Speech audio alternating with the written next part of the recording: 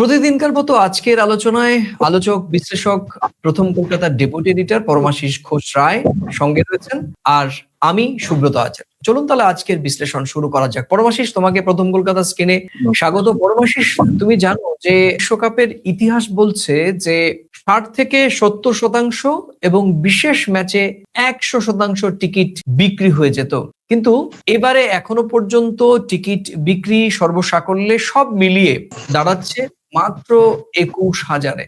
তুমি কিভাবে দেখছো? পরে আসবো পাকিস্তান ভারতের সঙ্গে খেলবে কি খেলবে না, শ্রীলঙ্কার অনুরোধ রাখবে কি রাখবে না। দেখো, তোমাকে আমি একটা কথা বলি, আমি কোনো কাউকে ছোট করছি না। তোমাকে যদি বিরিয়ানি দেওয়া হয়, মাটন বিরিয়ানি দেওয়া হয় আর সুজি লুচি দেওয়া হয়, তুমি কোনটা খাবে? বুকে হাত রেখে বলো তো। যেখানে মাটন বিরিয়ানির কথা বলা হচ্ছে সেখানে তো মানুষ বেশি ভিড় করবে, গিয়ে দেখছে সব শুধুমাত্র সুজি আর লুচি। লোক যাবে? যাবে না তো। আমি কোনো খাবারকে ছোট করছি না। ভারত পাকিস্তানের খেলা নেই, বাংলাদেশের খেলা নেই কলকাতার মাঠে। আমরা তো বাংলাদেশের মাঠে খেলা তো দেখেছি, দেখিনি কিছুদিন আগেই তো দেখেছি, বছর দেড়েক আগে কি দুয়েক আগে। কি উন্মাদনা! আসাম থেকে লোক বাংলাদেশের খেলা দেখতে এসেছিল। একটা পরিবারের সঙ্গে আমার পরিচয় হয়েছিল পুনেতে, বাঙাল পরিবার, তাদের উত্তরসূরি বাংলাদেশে, সেটা বাংলাদেশের ক্রিকেট খেলা দেখতে তারা কলকাতায় এসছে। তুমি যেমনটা করেছো তেমন তার ফল ভুগতে হবে, কিছু করার নেই। কথায় বল না, যেমন কর্ম তেমন ফল। তুমি যেমন কর্মফল করেছো তুমি তেমন সেই ফলটা ভুগবে। 21,000 তো অনেক বেশি বিক্রি হয়েছে গো। যারা একেবারে ক্রিকেটের উন্মাদ বা ইডেনে যারা এখনো খেলা দেখেনি, প্রত্যেকটা কলকাতাবাসীর স্বপ্ন ইডেনে গিয়ে একবার খেলা দেখা। আমি আমার কাজের পারপাসে বহুবার ইডেনে গেছি, কিন্তু আমার মেয়ে ক্লাস 9-এ পড়ে। যতটুকু এখন বড় হচ্ছে, যতটুকু যা বোঝে, বাবা একদিন ইডেনে খেলা দেখতে নিয়ে যাবে। এটা বাঙালিদের একটা রক্তের মধ্যে রয়েছে, সেই জায়গায় আঘাতপ্রাপ্ত হয়েছে, তবু তো লোকে গেছে। টিকিটের চাহিদা নাই বলে ওই 21,000 বিক্রি হয়েছে। টিকিটের চাহিদা থাকলে কি যেতে পারতো লোক? কিন্তু যেমন কর্ম তেমন ফল, কিছু করার নেই। এটা হওয়ার ছিল, গতকালকেই বলেছি, এটা হওয়ার ছিল। প্রশ্ন চিহ্নের মুখে পড়বে আইসিসির কার্যকলাপ। সমান্তরাল প্যারালালি কোন একটা সংগঠন ওয়ার্ল্ডে ক্রিকেট দুনিয়ায় গঠন হতে পারে, হওয়ার কি বলবো, আশঙ্কা প্রবল একেবারে। পাকিস্তান এরপরেও খেলবে কি খেলবে না সেটা পরের কথা। আমি তোমাকে সেই প্রশ্নে পরে আসছি, সেই প্রশ্নের বিশ্লেষণে পরে আসছি, কিন্তু ইডেনের একটা বাড়তি কৌতূহল থাকে, কিন্তু কৌতূহল থাকার অনেকগুলো কারণ আছে। সেই কারণগুলোর মধ্যে একটি, এবং সেটি আমরা কয়েকজনের সঙ্গে কথা বলেছিলাম, এবং তারা অধিকাংশ ক্রিকেট ভক্তদেরই বক্তব্য যে এই চলমান টি-20 বিশ্বকাপে একটিও ম্যাচ রাখা হয়নি টিম ইন্ডিয়ার, এবং সেটিও একটি অন্যতম বড় কারণ বলে মনে করা হচ্ছে। পরমাশিস, আমরা বরং কয়েকজনের মন্তব্য শুনে আসি, তারা কতটা ক্ষুব্ধ। কিন্তু যদিও তারা খুবই ক্রিকেট ভক্ত, তারা হয়তো একটি দুটো ম্যাচ দেখবেন, কারণ কলকাতার মানুষ, তুমি জানো, ক্রীড়াপ্রেমী মানুষ। দিন শেষে সমালোচনা চায়ের টেবিলে ঝড় তুললেও শেষ পর্যন্ত তারা কিন্তু খেলাটা দেখেন, এবং অনেকের কাছে ক্রিকেটটা যেহেতু একটা নন্দনকানন, তাদের কাছে, অনেকের কাছে এই এক গ্যালারিতে বসে ক্রিকেট দেখাটাও স্মরণীয়। ফেসবুকে পোস্ট করার জন্য হলেও যান, বা ইডেনের সামনে দাঁড়িয়ে একটি সেলফি তোলেন, সেটাও অনেকের টাইমলাইনে আছে। ইডেনের মাঠে টিকিট কাটতে পারেনি, পয়সা নেই, ক্রিকেট ভালোবাসে, মোবাইলে খেলা দেখছে। কিন্তু ওই যখন একটা 6 মারলে যে হই হই করে একটা রব ওঠে ইডেনে, ওটা যে সরাসরি কানে শোনা যায়। ইডেনের উল্টো দিকে যে ময়দান মাঠ রয়েছে, সেখানে হাজার হাজার মানুষ বসে মাঠে বসে থাকে, মানে সেই যে একটা শিহরণ হয়, সেটি কিন্তু মাঠের বাইরে টেলিভিশনের স্ক্রিনে সেটি হয় না, এবং সে কারণে অনেকে যায়। তো আমরা একটু শুনে নেই যে ঠিক কি কি বললেন কয়েকজনের অভিব্যক্তি, তাদের চোখে মুখে কিরকম ক্ষোভ, সেটা একটু শুনে নেই, পরে আলোচনায় ফিরছি। এবং পরে শুধু ফিরবো, পাকিস্তান কি সত্যি শ্রীলঙ্কার কথায় সম্মতি দেবে? বাংলাদেশের পাশে থাকার বার্তা দিয়ে ভারতের ম্যাচ বয়কট করা এবার কি বাংলাদেশের পাশ থেকে সরে দাঁড়াবে শ্রীলঙ্কার অনুরোধে? আর যদি সেটা দাঁড়ায়, কেন দাঁড়াবে? কি সম্ভাবনা ভারতীয় গণমাধ্যম বা পাকিস্তানের গণমাধ্যম কি সম্ভাবনার আভাস দিচ্ছে, আমরা সেটা শুনবো। তার আগে শুনে নেই কলকাতার কয়েকজন ক্রিকেট প্রেমী তারা ঠিক কিভাবে প্রতিক্রিয়া জানালেন। পরমাশিস, তুমি শুনলে আমাদের কয়েকজন ক্রিকেট প্রেমী তারা কি মন্তব্য দিচ্ছেন, কিন্তু আমি এই ভিডিও চলার আগে যে কথাগুলো বলেছিলাম দর্শকদের কাছে, যে পাকিস্তান কি শেষ পর্যন্ত মত পাল্টাবে? সোজা কথা, পাকিস্তানের সামনে আদর্শের রাস্তা এখন খোলা নেই, আছে হিসেবের রাস্তা। একদিকে ভারতের সঙ্গে রাজনৈতিক বৈরিতা, এটি উপেক্ষা করার কোনো জায়গা নেই, সরকারি অনুমতির সীমাবদ্ধতা সেটাও রয়েছে। আবার অন্যদিকে তাদের সামনে বন্ধু শ্রীলঙ্কার সরাসরি অনুরোধ, যৌথ আয়োজক দেশের আর্থিক ক্ষতির আশঙ্কা এবং অবশ্যই আইসিসি এবং সম্প্রচারকারী সংস্থার চাপ।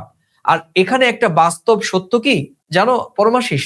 বাস্তব সত্য হচ্ছে ভারত পাকিস্তান ম্যাচ না হলে এই বিশ্বকাপের সবচেয়ে বড় বাণিজ্যিক স্তম্ভটাই ভেঙে পড়বে।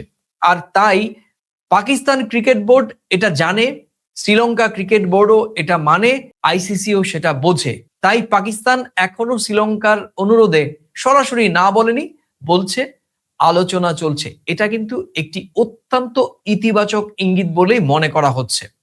তুমি কিভাবে দেখছো?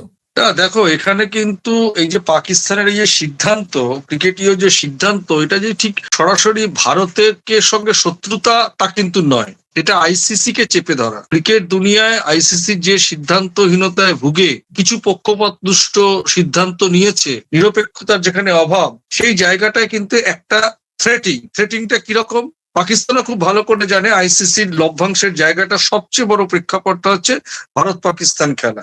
তারা মনে করছে এখানে একটা রাজনৈতিক ব্যাপার চলছে, সেই রাজনৈতিক ব্যাপারটা তারা যখন চালাতে পারে, আইসিসি যদি করতে পারে, পক্ষপাতদুষ্ট পরিবেশ যদি তৈরি করতে পারে, নিরপেক্ষতা যদি অভাব রাখতে পারে, পরিবেশটা তৈরি করে ফেলেছে যখন, ওরা সুযোগটা নিয়েছে যে আইসিসি কে নিজেদের জায়গায় ফেরাতে গেলে ভারত পাকিস্তান খেলাটা, আজকে যদি এটা ধরো অস্ট্রেলিয়ার সঙ্গে, মানে যদি ব্যবসায়িক সাফল্যটা যদি অস্ট্রেলিয়ার সঙ্গে পাকিস্তান অস্ট্রেলিয়া হতো, তাহলেও এটা বলতো যে আমরা তাহলে অস্ট্রেলিয়ার সঙ্গে খেলবো না। এটা ভারত বিরোধিতা, ভারত শত্রুতাটা কিন্তু বড় বিষয় নয়। আবার একটা বার্তা, বাংলাদেশের পাশে দাঁড়ানো সুযোগটা নিয়ে নিচে ব্যবহার করেছে, বিষয়টাকে ব্যবহার করেছে খুব পজিটিভ থিঙ্কিং এ। একটা ক্রিকেটীয় কূটনীতি ব্যবহার চাল দিয়েছে এরা। ওরা যখন ক্রিকেট কালচারটাকে রাখতে পারেনি, মানে আইসিসি একটা ক্রিকেট পরিচালন সংস্থা আন্তর্জাতিক স্তরে, তারা ক্রিকেটের কালচার যখন রাখতে পারেনি, কিন্তু পাকিস্তান এখানে ক্রিকেটীয় একটা কূটনীতি খুব জোরালো ভাবে তুলে ধরেছে আজকের এই টি-20 বিশ্বকাপের প্রেক্ষাপটে দাঁড়িয়ে।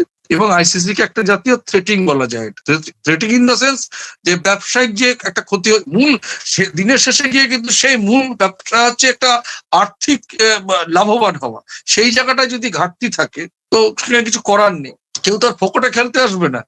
দেখো, না সেটা তো নিশ্চয়ই তুমি বলছো যে যতটা ভারতের সঙ্গে কূটনৈতিক সম্পর্কের জায়গা থেকে, ততটা হচ্ছে তুমি বলছো যে রাজনৈতিক সম্পর্ক থেকে বড় কথা হচ্ছে যে ক্রিকেটীয় যে যে শিষ্টাচার, সেটা আইসিসি ভেঙেছে এবং তার প্রতিবাদ হিসেবে পাকিস্তান এই অনড় অবস্থানে গেছে। কিন্তু শ্রীলঙ্কার সঙ্গে পাকিস্তানের সরকারি পর্যায়ে একটা বন্ধুত্বতা রয়েছে এবং তুমি জানো যে হাইব্রিড ফরম্যাটটা তৈরি করা হয়েছে ভারত এবং পাকিস্তানের জন্য শ্রীলঙ্কার মাটি ব্যবহার করে, এবং শ্রীলঙ্কার যে ক্রিকেট বোর্ড সেটাও নির্ভর করে, কারণ তুমি জানো শ্রীলঙ্কার অর্থনীতি গত কয়েক বছর ধরে যে অর্থনীতি তলানিতে পড়েছে এবং ক্রিকেট একটি অন্যতম তাদের একটি অনুষঙ্গ, যে তাদের ক্রিকেট বোর্ড চালানো এবং তাদের অর্থনীতির একটি অক্সিজেন হিসেবে এই ম্যাচগুলো কাজে দেবে। সেক্ষেত্রে পাকিস্তানকে যেভাবে শ্রীলঙ্কান ক্রিকেট বোর্ডের পক্ষ থেকে অনুরোধ করা হচ্ছে এবং বকলমে আইসিসির পক্ষ থেকেও একটি অনুরোধের বার্তা সেখানে গেছে,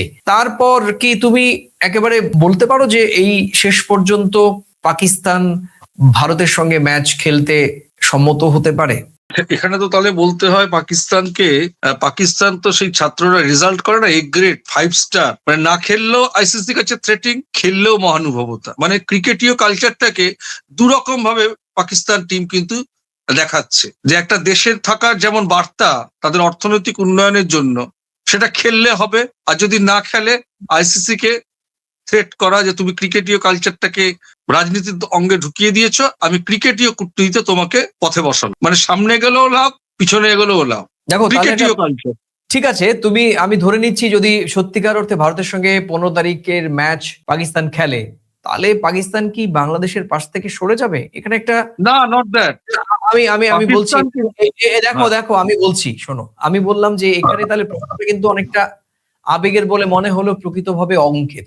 কেন বলছি সেটি, বাংলাদেশের সঙ্গে পাকিস্তানের সম্পর্ক রাজনৈতিক ও ঐতিহাসিকগতভাবে একটি সংবেদনশীল অবশ্যই স্পর্শকাতর, কিন্তু ক্রিকেটে পাকিস্তানের বর্তমান বাস্তবতা হলো তাদের ম্যাচগুলো কলম্বো ও পাল্লেকেলেতে আয়োজক দেশের সহযোগিতা ছাড়া টুর্নামেন্ট নির্বিঘ্ন হয় না। পাকিস্তান যদি শ্রীলঙ্কার অনুরোধ উপেক্ষা করে ভারতের বিরুদ্ধে না খেলে, তাহলে তারা শুধু ভারতের সঙ্গে নয় বরং আয়োজক দেশ শ্রীলঙ্কার সঙ্গেও সম্পর্কের ঝুঁকিতে পড়বে। আর এই ঝুঁকি পাকিস্তান নেবে কিনা সেটা কিন্তু এখনো বলা যাচ্ছে না। আর ক্রিকেটের অঙ্ক থেকে যদি বলি তাহলে এই ঝুঁকি সম্ভবত পাকিস্তান নেবে না, কারণ এটা বাংলাদেশের বিরুদ্ধে যাওয়া নয়, বরং এটা পাকিস্তানের নিজের ক্ষতি। এবং পাকিস্তান এই যে সিদ্ধান্ত থেকে তাদের সরে আসা, তারা যদি সত্যিকার অর্থে ভারতের সঙ্গে ম্যাচ করে তাহলে তারা সম্ভাব্য ক্ষতি থেকে এড়াতে পারবে। তুমি কিভাবে দেখছো? না দেখো, এখানে পাকিস্তানের যে পাকিস্তানের স্ট্যান্ড পয়েন্ট কিন্তু আইসিসির সিদ্ধান্তের বিরুদ্ধে। পাকিস্তানের স্ট্যান্ড পয়েন্ট কিন্তু ভারতের বিরুদ্ধেও না, আমি মনে করি সে তো তুমি শ্রীলঙ্কার বিরুদ্ধেও না। বলছো, আমি আমার হ্যাঁ, লাস্টের এবারে তারা তো লস হবে জানছেই, তার যা লস হবে তার অনেক অনেক গুণ বেশি ক্ষতি হবে আইসিসি কে সঠিক পথে নির্দেশনা দেওয়ার। না, আমার প্রশ্নটা তুমি বোঝার চেষ্টা করো পরমাশিস। আমি তোমাকে বললাম যে আইসিসির সঙ্গে পাকিস্তানের লড়াই সেটা কাদের জন্য হয়েছে? সেটা বাংলাদেশের জন্য হয়েছে, এবং বাংলাদেশের পক্ষে তো ওই ভোটে বাংলাদেশের পক্ষে দাঁড়িয়েছিল, একমাত্র বাংলাদেশের পক্ষে ভোট পড়েছিল পাকিস্তানের। বাকিরা না, সেটা তো পাকিস্তানের, শোনো, পাকিস্তানের বলার জায়গা থাকবে তো। আজকে বিষয়টা হচ্ছে, যখন যখন যখন 16টা না 15টা বডিকে নিয়ে ভোটাভুটি হয়েছিল, তখন শুধুমাত্র পাকিস্তান বাংলাদেশের পক্ষে দাঁড়িয়েছিল। সেটাই এটা কিন্তু বলছি। হয়ে গেছে, এটা সমর্থনযোগ্য। আজকে তারপরের যখন প্রেক্ষাপট হচ্ছে ভারতের সঙ্গে খেলবো না, এটা একটা প্রেক্ষাপট। সবশেষে গিয়ে আমাদের অর্থনৈতিক ক্ষতি হবে, আমাদের পাশে দাঁড়ান, সেটা যদি শ্রীলঙ্কা বলে, তাহলে বাংলাদেশের পাশে দাঁড়ানোর সহযোগিতা দেওয়ার বার্তাটা কেন নেগেটিভিটির জায়গায় চলে যাবে?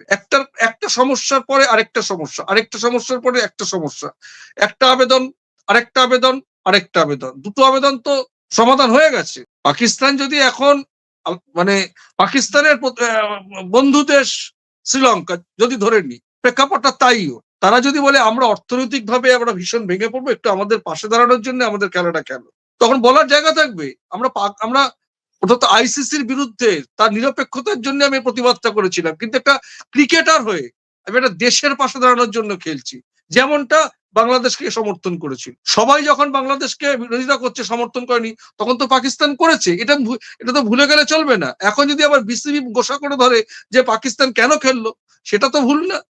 তখন তো শ্রীলঙ্কার আবেদনটা আসেনি, সবাই যখন উপেক্ষা করেছে তখন তো পাশে থেকেছে।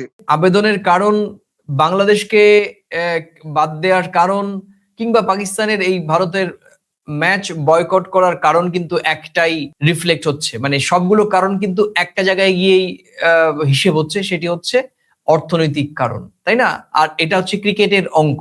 আমরা যদি ক্রিকেটের অঙ্কটাকে একটু সংক্ষেপে বলি পরমাশিস, তাহলে দেখো, ভারত আর পাকিস্তানের ম্যাচ মানে হচ্ছে সর্বোচ্চ টেলিভিশন টিভি রেটিং, স্পন্সরদের সবচেয়ে বড় ইনভেস্টমেন্টের জায়গা, আয়োজক দেশের গেট কালেকশনের একটি মেরুদণ্ড। আর এই ম্যাচ না হলে সরাসরি আইসিসি রাজস্ব কমে যাবে, শ্রীলঙ্কার মারাত্মক ক্ষতি হবে, এবং ভবিষ্যৎ টুর্নামেন্টে পাকিস্তানের বিশ্বাসযোগ্যতাও প্রশ্নের মুখে পড়বে। ভবিষ্যতে টুর্নামেন্টে পাকিস্তানের বিশ্বাসযোগ্যতাও বড়সড় প্রশ্নের মুখে পড়বে। তাই শেষ মুহূর্তে রাজনীতির উপর ক্রিকেটের অঙ্ক জিততেই পারে।